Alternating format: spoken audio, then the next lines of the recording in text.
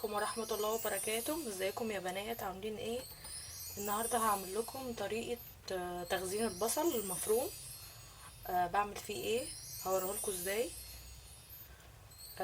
بجيب البصل عندي بيكون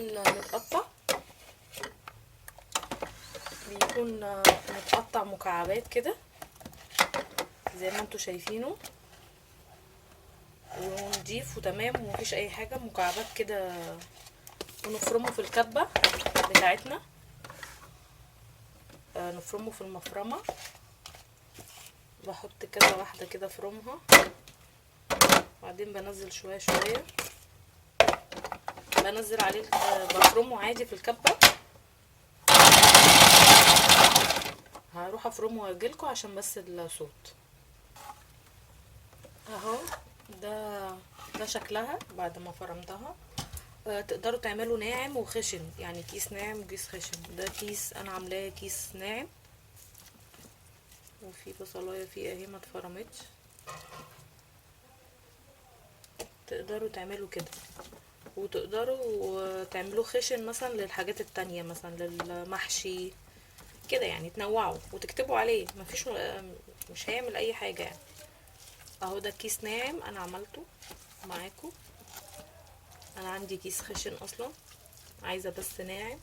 الناعم هو اللي بيخلص عندي بسرعة.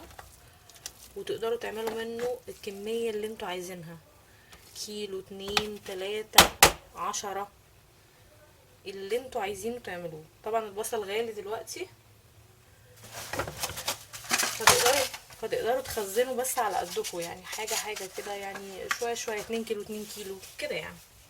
ده هيسهل عليكم كتير في الطبخ، ويسهل عليكم كتير في حاجات كتير. بس نيجي بقى نعمل ايه بعد ما فرمناه خلاص كده. احنا مش محتاجين الكبة. اشيل اشيل الكبة.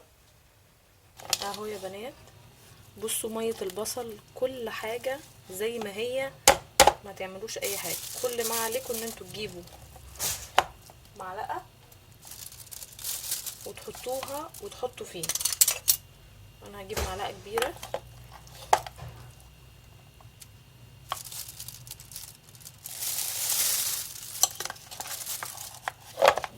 من غير ولا ملح ولا زيت ولا اي حاجة. حطوه زي ما هو كده. في ناس بيقلوه في الزيت الاول وبعدين يشيلوه. لا، مش مستاهله. الموضوع مش مستاهل كل اللي احنا هنعمله ده.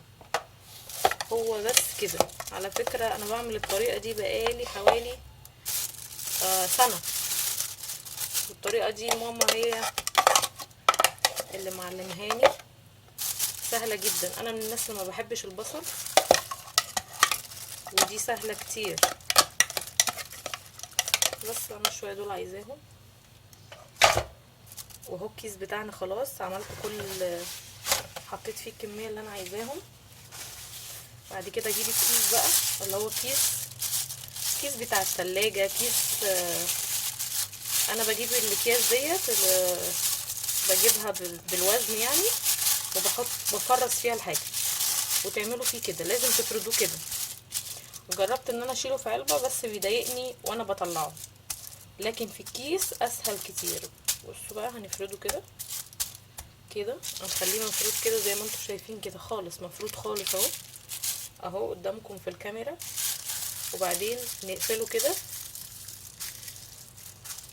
ونحطه زي ما هو في التلاجة. اما نيجي عايزين حتة، بنجيب السكينة وبنقسم كده الحتة دي، فبتطلع زي ما هي المربع نفسه. دوت بيسهل علينا طلوعها، كل ما تكونوا فردينها وخلينها رقيقة كده. وفي نفس الوقت ما بتاخدش مكان في الفريزر، وبتقعد عندنا الفترة اللي انتوا عايزينها. يعني انا تقريبا بتاعة الخزين بتاع رمضان بعمله كله كده، البصل بالذات، لان في رمضان الوقت بيبقى ضيق، الواحد بيبقى عايز يعمل حاجات كتير، يصلي ويقرا قرآن وحاجات كتير قوي. بس ودي كانت طريقتي البسيطة كده، ويا رب تكون عجبتكم، ويا رب تستفادوا منها واعملوها. وهتدعولي بجد، وادعولي لو عملتوها، سهلة جدا وهتسهل عليكم حاجات كتير. انتوا مش كل شوية تنزلوا الحاجة والكبة وتعملوها، لا، اعملوا كل الكمية مرة واحدة وحطوها في الفريزر بنفس الشكل ده. هتلاقوها بالميتها بكل حاجة، وحطوها كده على الجنب ده، اما تجمد ابقوا عوجوها بقى زي براحتكم. او ممكن تعملوها كده مثلا.